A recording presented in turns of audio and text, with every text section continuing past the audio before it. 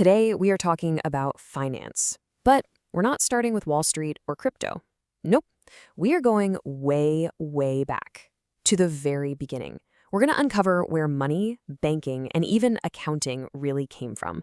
And believe me, it's in the last place you'd expect. A simple field of grain. So, let me ask you a question. What if the basic idea behind your bank account, your credit score, all of it, what if that wasn't a modern invention at all? What if it's actually ancient technology, born right at the dawn of civilization? Well, it turns out the real story of finance is way older and honestly, a lot weirder than most of us think. So where does this story begin? It all starts with one of the single biggest shifts in human history.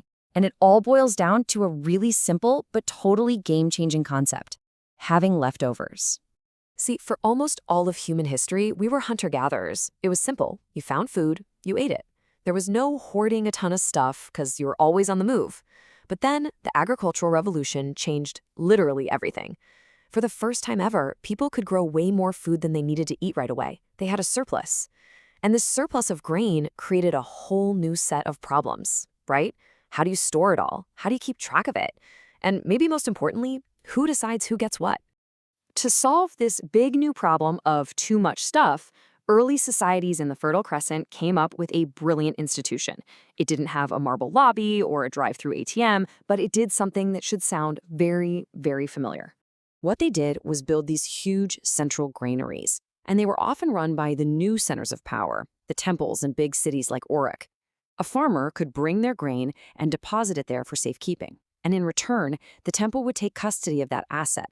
And that right there, that's the absolute heart of banking, holding and managing other people's stuff. And these proto-banks, they did a lot more than just sit on a pile of wheat. They handed it out as rations to people building the city.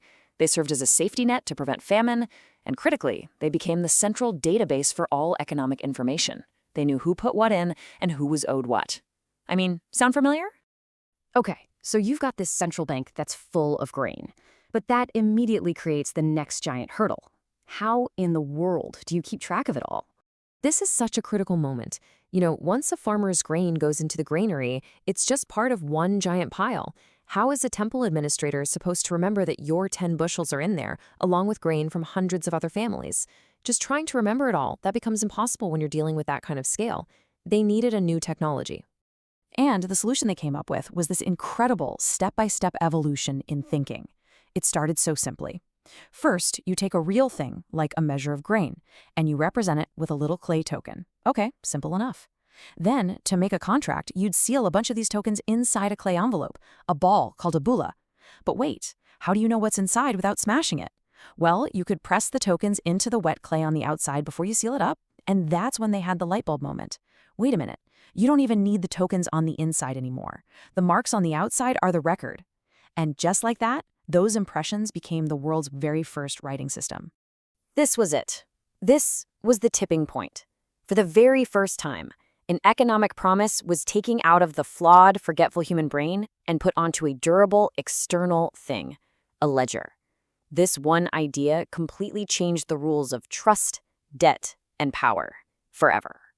Because, as you can probably guess, once you can write down who owns what, the people who control those records suddenly have an enormous amount of power. This new language didn't just organize the economy, it completely reshaped society itself. I mean, it's a simple formula that's as true today as it was then. The temple priests who ran the granaries and kept these clay records, they became the ultimate judges of wealth. They could prove who owned what, they could enforce debts, and they decided how to hand out resources. They weren't just priests anymore. They were the world's first CFOs. And you can see the whole system right here. A farmer brings their grain to the temple. The temple, which is now this central institution, then pays out rations to a worker, maybe someone building the city walls or digging an irrigation ditch. The temple becomes this essential middleman, creating the first huge credit and debit relationships that were backed not just by one person's promise, but by the authority of an institution. So let's just connect all the dots here. These ancient systems, which were all designed just to manage grain, actually contain the blueprint, the fundamental DNA for all of modern finance.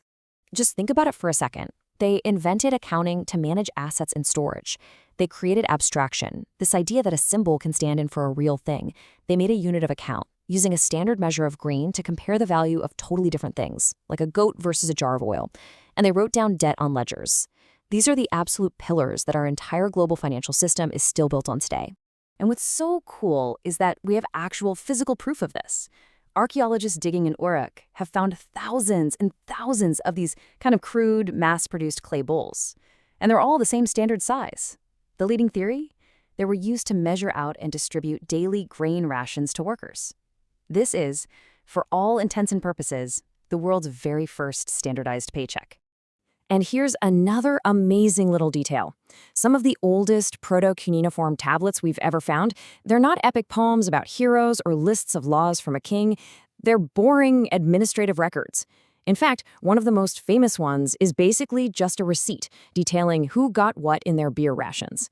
So yeah, the first thing humanity decided was important enough to write down for good was who got paid. But this powerful new invention, this idea of abstracting value, it came with a pretty big catch. Being able to separate value from a physical thing allowed for incredible economic growth, for sure. But it also created brand new kinds of power and brand new kinds of debt. And it raises this fundamental question that we are still wrestling with today. And really, that brings us right back to where we are now. Because if you think about it, from a little clay token that stood for a bushel of grain, all the way to a complex algorithm that represents a Bitcoin, the basic principle is exactly the same. Finance, at its very core, is a technology of abstraction. It's a story we all agree to tell each other about value, one that's built on a shared belief in the honesty of a ledger.